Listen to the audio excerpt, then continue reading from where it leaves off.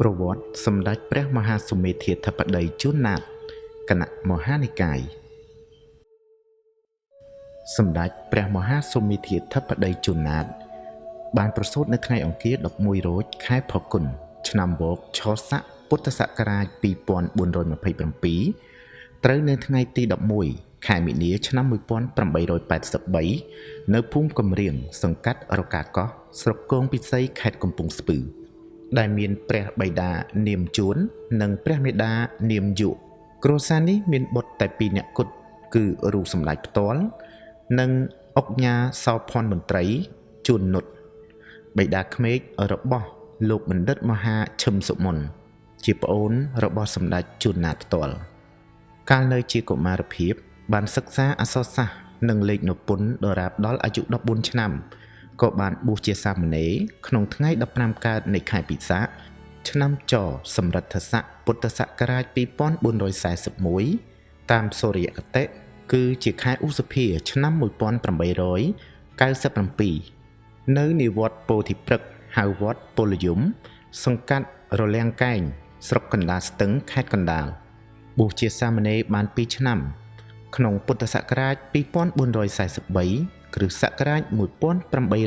1899សម្ដេចបានចូលសិក្សាបរិយត្តិធម៌នៅវត្តឧណាឡោមក្រុងភ្នំពេញលោកបានជន្មាយុគ្រប់21ឆ្នាំបានបំពេញឧបសម្បទាជាភិក្ខុនៅថ្ងៃ14កើតខែចេសឆ្នាំរោងឆស័កពុទ្ធសករាជ2448ត្រូវនឹងខែមិថុនាឆ្នាំ1904នៅវត្តពោធិព្រឹក្សដែលជាវត្តដើមនិងបាននិមន្តព្រះតេជគុណជាព្រះពុទ្ធឃោសាចារ្យមាកេតសវណ្ណបញ្ញោកាលនៅជាព្រះចៅអធិការវត្តពោធិព្រឹក្សជាឧបជាព្រះតេជព្រះគុណកែម៉មមេសនីគោជាព្រះគ្រូសូត្រធម្មវាចានិងព្រះតេជគុណអ៊ិនខឹមតិខបញ្ញោជាគ្រូសូត្រអនុសាវចនាចារ្យសម្ដេចទ្រង់បានទទួលនាមថាជោតញ្ញាណោបានបំពេញជាភិក្ខុហើយសម្ដេចក៏និមន្តត្រឡប់មកគង់នៅវត្តឧណាឡោមវិញចំណេះវិជ្ជានិងកិច្ចការដែលទ្រង់បានបំពេញក្នុងព្រះពុទ្ធសាសនាក្រៅពីភាសាខ្មែរដែលសម្ដេចទ្រង់បានស្រាវជ្រាវយងយល់ឬគល់ពិតប្រាកដសម្ដេចចេះនៅភាសាបាលីអាចអានឬសន្ទនាតាមសំនៀងជាតិបរទេសទាំងអស់គឺសំនៀងលង្កាភូមាមនសៀមនិងលាវបានឥតមានទើទៈនៅពុទ្ធសករាជ2466និង2467គ្រិស្តសករាជ1922ដល់1923កាលនៅជាព្រះគ្រូសង្ឃសត្ថាបានទៅបំពេញវិជ្ជាខាងភាសាសំស្ក្រឹតនិងអក្សរសិលាចារឹកជាដើមនៅឯសាលាបារាំងសេសចុងបូព៌ាប្រទេសនាក្រុងហាណូយវៀតណាមខាងជើងក្នុងសំណាក់លោក Louis Finot ជនជាតិបារាំងសេសជាចាងវាងសាលានោះសម្ដេចទ្រង់ចេះអក្សរនិងភាសាសៀមលាវយ៉ាងជាក់លាក់និងភាសាបារាំងសេសល្មមប្រស្រ័យការបានដោយសំនៀងគួរឲ្យសរសើរនិងចេះភាសាអង់គ្លេសនិងភាសាវៀតណាមផងនៅពុទ្ធសករាជ2457គ្រិស្តសករាជ1913សម្ដេចទ្រង់បានចូលប្រឡងដេញប្រយោគក្នុងព្រះឧបោសថរតនារាមវិហារព្រះកែវមរកតចំពោះព្រះភ័ក្ត្រព្រះករុណាព្រះបាទសម្ដេចព្រះស៊ីសុវត្ថិបាន4ប្រយោគដែលជាប្រយោគជាន់ខ្ពស់បំផុតក្នុងសម័យនោះពុទ្ធសករាជ2459គ្រិស្តសករាជ1915សម្ដេចទ្រង់បានប្រឡងជាប់លេខ2បានទទួលការតែងតាំង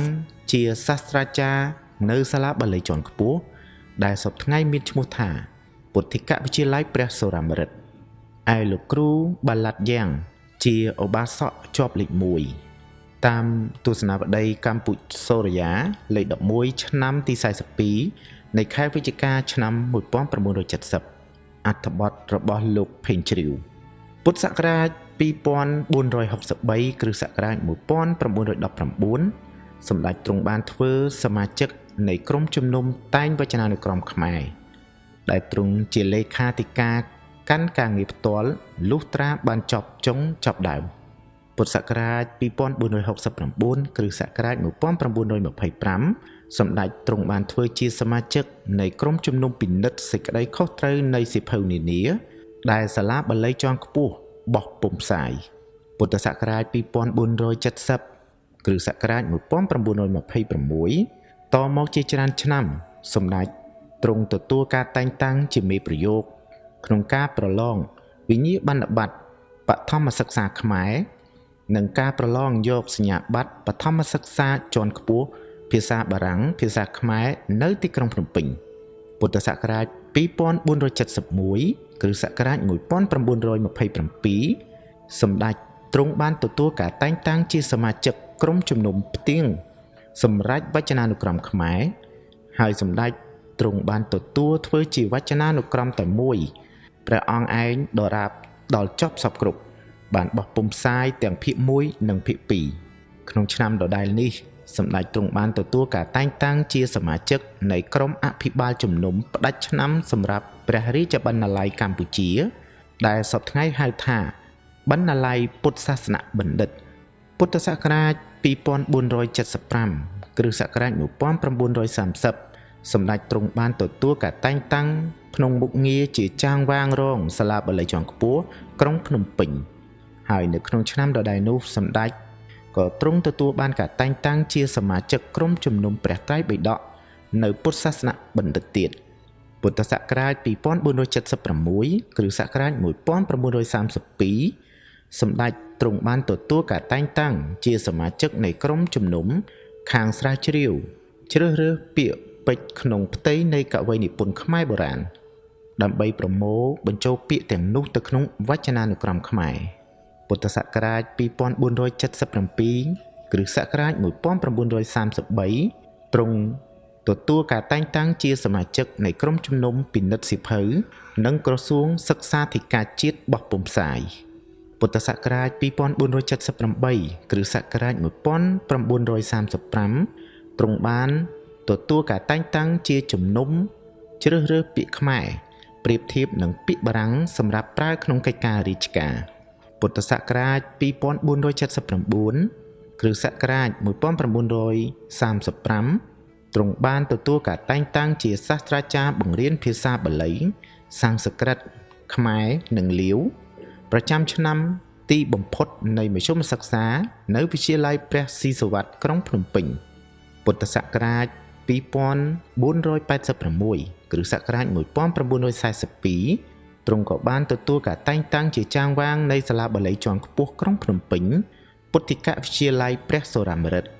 ពុទ្ធសករាជ2488គ្រិស្តសករាជ1944ទ្រង់ត្រូវបានតែងតាំង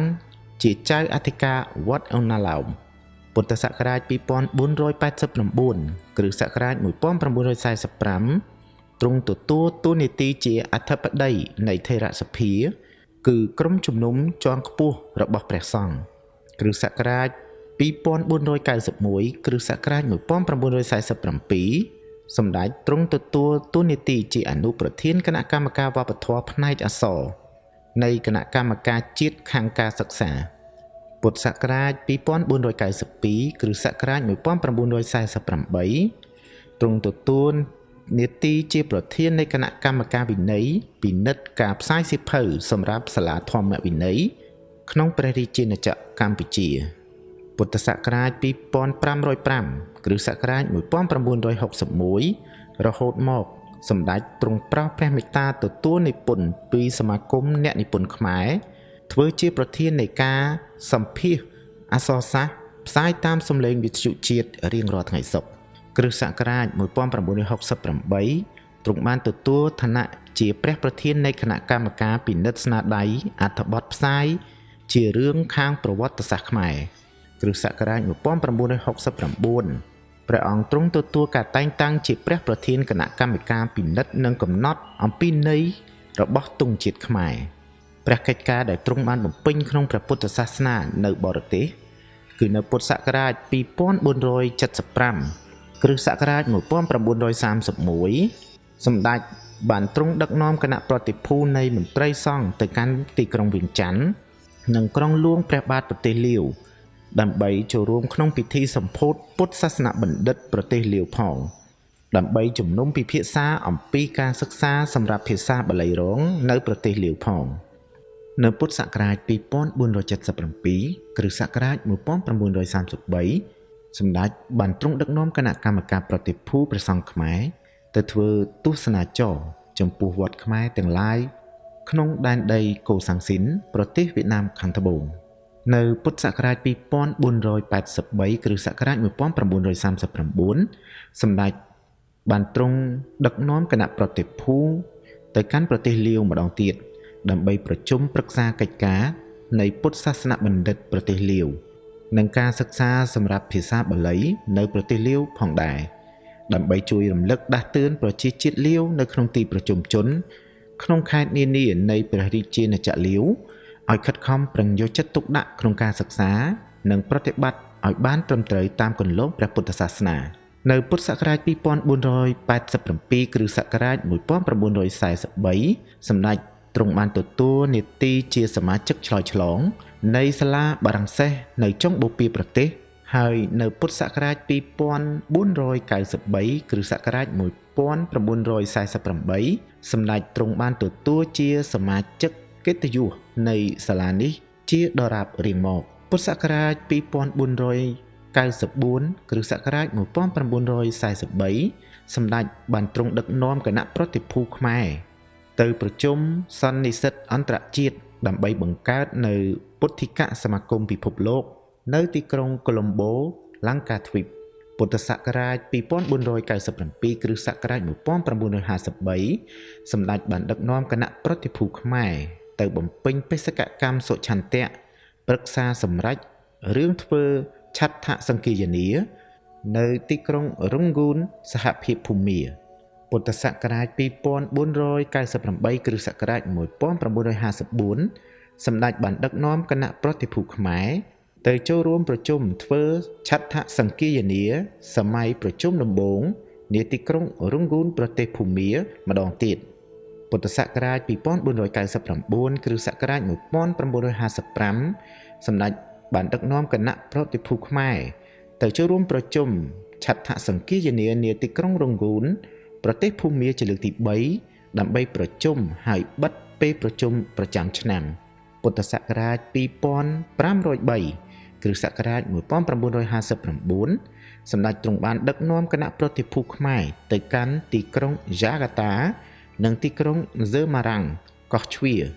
ប្រទេសឥណ្ឌូនេស៊ីដើម្បីចូលរួមពិធីបុណ្យវិសាខបូជាពិធីបញ្ចុះខន្ធសីមា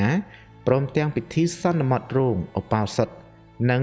ជាព្រះឧបជាបំពុះកុលបុត្រប្រទេសនោះចំនួន3រូបសមណស័ក្តិដែលសម្ដេចទ្រង់បានទទួលដោយព្រះមហាវីរិយភាពក្នុងកិច្ចការដ៏ធំសម្ដេចបានឡើងជាសមណស័ក្តិជាលំដាប់លំដោយដូចតទៅពុទ្ធសករាជ2454គ្រិស្តសករាជ1910ជាព្រះបាឡាត់សក្យបុត្របាឡាត់ព្រះសក្យវង្សនុតវត្តឧណាឡោមពុទ្ធសករាជ2456គ្រិស្តសករាជ1912សម្ដេចបានទទួលសមណស័ក្តិជាព្រះគ្រូសត្ថាទីឋានានុក្រមសម្រាប់ឯករបស់សម្ដេចព្រះមហាសង្ឃរាជព្រះនាមទៀងពុទ្ធសករាជ2475គ្រិស្តសករាជ1931សម្ដេចបានឡើងសមណស័ក្តិជាសាសនសោភ័ណ្ឌរាជាគណៈថ្នាក់កិត្តិយសពុទ្ធសករាជ2484គ្រិស្តសករាជ1940សម្ដេចបានឡើងសមណស័ក្តិជាព្រះពុទ្ធឃោសាចារ្យរាជាគណៈថ្នាក់តូពុទ្ធសករាជ2488គ្រិស្តសករាជ1944សម្ដេចបានឡើងសមណស័ក្តិជាព្រះពោធិវង្សរាជាគណៈថ្នាក់ឯកពុទ្ធសករាជ2492គ្រិស្តសករាជ1948សម្ដេចបានឡើងសមណស័ក្តិជាន់ខ្ពស់បំផុតជាព្រះមហាសុមេធាធិបតីសង្ឃនាយកគណៈមហានិកាយពុទ្ធសករាជ2494គ្រិស្តសករាជ1950ព្រះករុណាជាម្ចាស់ជីវិតទ្រង់បានប្រោសព្រះរាជទានព្រះឋានៈជាសម្ដេចព្រះមហាសុមេធាធិបតីសង្ឃនាយកគណៈមហានិកាយមួយវិញទៀតរដ្ឋាភិបាលនៃសហភាពភូមាបានប្រគេនព្រះឋានៈសម្ដេចជាព្រះអគ្គមហាបណ្ឌិតនៃសហភាពភូមានៅពុទ្ធសករាជ2498គ្រិស្តសករាជ1955 លុះមកដល់ពុទ្ធសករាជ2501គ្រិស្តសករាជ1957រដ្ឋាភិបាលនៃសហភាពភូមាបានសូមដំឡើងព្រះឋានៈសម្ដេចជាព្រះអភិធក្ខមហារដ្ឋគរុនៃសហភាពភូមាដែលមានសមណស័ក្តិដ៏ខ្ពង់ខ្ពស់បំផុតមានតែមួយអង្គក្នុងសហភាពភូមាក្នុងខែកុម្ភៈគ្រិស្តសករាជ1964អ្នកនិពន្ធខ្មែរទាំងអស់បានថ្វាយព្រះឋានៈព្រះអង្គជាព្រះអគ្គនិពន្ធអក្សរសាស្ត្រខ្មែរនិងជាសមាជិកកិត្តិយសនៃសមាគមអ្នកនិពន្ធខ្មែរផងពុទ្ធសករាជ2507គ្រិស្តសករាជ1963សម្ដេចព្រះនរោត្តមសីហនុព្រះប្រមុខរដ្ឋនៃប្រជាជាតិកម្ពុជាទ្រង់បានប្រោសព្រះរាជទានប្រគេនព្រះឋានៈសម្ដេចជាសម្ដេចព្រះសង្ឃរាជថ្នាក់ទី1សម្ដេចព្រះសង្ឃរាជជាម្ចាស់ទ្រង់បានទទួលសញ្ញាបត្របណ្ឌិតអក្សរសាស្ត្រពេញលក្ខណៈពីសម្ដេចព្រះប្រមុខរដ្ឋក្នុងនាមនៃមហាវិទ្យាល័យអក្សរសាស្ត្រនិងមនុស្សសាស្ត្រនៃសាកលវិទ្យាល័យភូមិន្ទភ្នំពេញពីថ្ងៃ28ខែឧសភាគ្រិស្តសករាជ1967សម្ដេចបានទទួលគ្រឿងឥស្សរិយយសមានដូចជាមេដាយអក្សររិទ្ធិមុនីសារភ័ណ្ឌនៅពុទ្ធសករាជ2461គ្រិស្តសករាជ1917មេដាយអក្សររិទ្ធិព្រះរាជាណាចក្រកម្ពុជាពុទ្ធសករាជ2476គ្រិស្តសករាជ1932មេដាយអក្សររិទ្ធិដំរី1លាននិងស្វេតឆ័ត្រប្រទេសលាវនៅពុទ្ធសករាជ2476គ្រិស្តសករាជ1932មេដាយសេនានៃបណ្ឌិតសភាសាធារណរដ្ឋបារាំងពុទ្ធសករាជ2481គ្រិស្តសករាជ1937មេដាយអក្សររិទ្ធិ De la Légion d'honneur នៃសាធារណរដ្ឋបារាំងនៅពុទ្ធសករាជ2486គ្រិស្តសករាជ1942មេដាយសេនានៃព្រះជាណាចក្រកម្ពុជាពុទ្ធសករាជ2488គ្រិស្តសករាជ1954មេដាយអក្សររិទ្ធិ De la Légion d'honneur នៃសាធារណរដ្ឋបារាំងនៅពុទ្ធសករាជ2492គ្រិស្តសករាជ1948មេដាយមហាសិរីវ័ត្រព្រះរាជាណាចក្រកម្ពុជាពុទ្ធសករាជ2505គ្រិស្តសករាជ1962មេដាយមហាសិរីវ័ត្រសុវត្ថរាពុទ្ធសករាជ2506គ្រិស្តសករាជ1963មេដាយជាតិតូបការដែលជាគ្រឿងឥស្សរិយយសធំបំផុតនៃព្រះរាជាណាចក្រកម្ពុជានៅពុទ្ធសករាជ2513គ្រិស្តសករាជ1969កិច្ចការជាស្នាមព្រះហស្ថរបស់សម្ដេចកិច្ចការឯទៀតក្រៅពីមុខការខាងលើដែលសុទ្ធសឹងតែជាការមានប្រយោជន៍ជាសាធារណៈក្នុងព្រះពុទ្ធសាសនានិងប្រទេសជាតិនោះ